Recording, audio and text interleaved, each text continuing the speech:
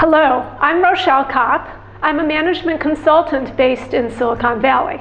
Recently in Japan, people have become very interested in the so-called GAFA companies, Google, Apple, Facebook, Amazon, that are doing so well and wondering what's the secret to their success. What I'd like to do today is share with you something that I use in my seminars to help people understand what makes those Silicon Valley companies special in how they work. And I think it all has to do with decision making. So what I'd like to do is contrast typical Japanese companies' decision making with the decision making that you would see in US companies and especially Silicon Valley ones. So let's take a look at this. First, we're going to look at Japanese companies and the decisions they make. So in this chart, time is going to be going to the right. So for Japanese companies, you have a starting point. You have something that you need to decide, that you need to make a decision about. And in Japanese companies, there is a very long process of nemawashi and data gathering and analysis and discussion. Part of that is probably the nemawashi process or also the ringisho process.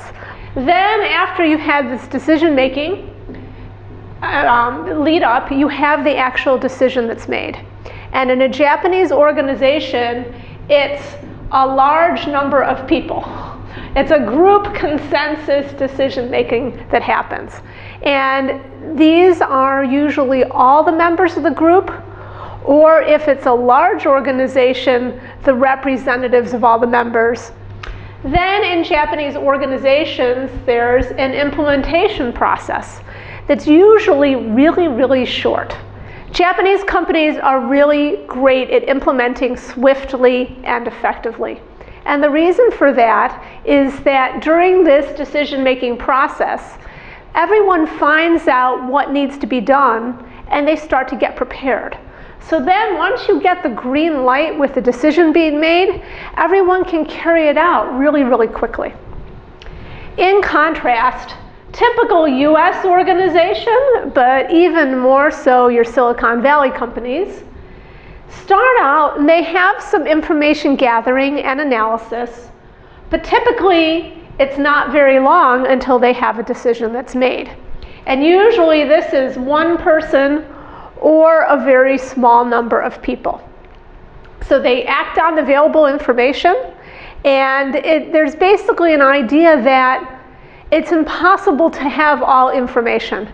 So whereas Japanese companies try and figure out what's the most perfect way to do something, because they figure that it's possible to know that, American companies say, you don't know until you try. We'll get some limited data, but let's just, quote unquote, get going with this. So then after you get the decision in a US organization, in contrast with the Japanese firm, there's a very, very long implementation process.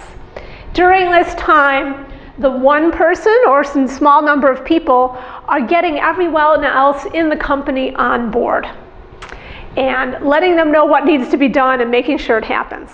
But the other key thing is at this point in the decision, all the details are not nailed down. In a Japanese company, once you get to here, every single detail is all worked out.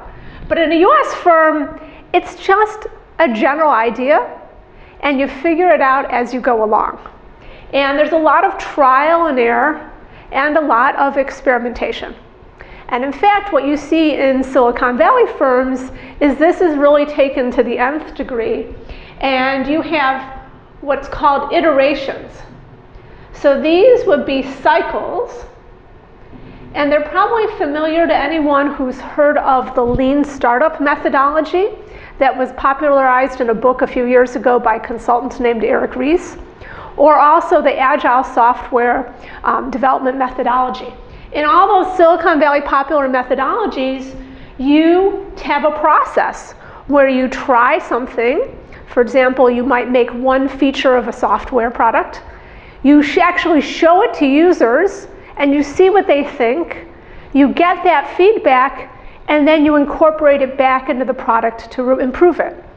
Now this is actually fairly similar to the PDCA concept that's very popular in Japanese companies, but there's a big difference. The P is really short, almost non-existent, whereas Japanese companies love to spend a really long time in the P. American companies, very little P. It's let's just get it out there, get feedback. But the idea is that if you rapidly do these iterations, you learn more and more, and you refine your product, and you make it different and better than anybody else's. And so it's the best tool to meet the customer's needs. So through this implementation process, American companies eventually get to the decision that they're looking for. Now, theoretically, I've written both these lines as being the same length. Now, obviously, you can have skillful implementation or not skillful implementation of either of them. So you can have a Japanese company that just takes forever to make a decision, or you can have a Japanese company that does this fairly effectively and then is very quick. You can also have an American company that's really slow at this and like implements forever and never gets anything done. But you can also have American companies, and those are particularly, the Amazons and Facebooks and the Apples of the world, who do this really well, and it's really fast and they get something great. One thing that's really different about these two different approaches is what assumptions about the world do they represent. The Japanese approach represents stability. There's an assumption behind this that while you're doing all this analysis, things are not going to change. Whereas the US approach assumes that everything is changing all the time. So constant change. For a Japanese firm, once they're either near the decision point or after it, it's very, very hard to change the plan because nobody wants to go back to the beginning and do all the nemawashi all over again. And so Japanese companies, once they're pretty far along in this process, are really, really locked into what they're doing.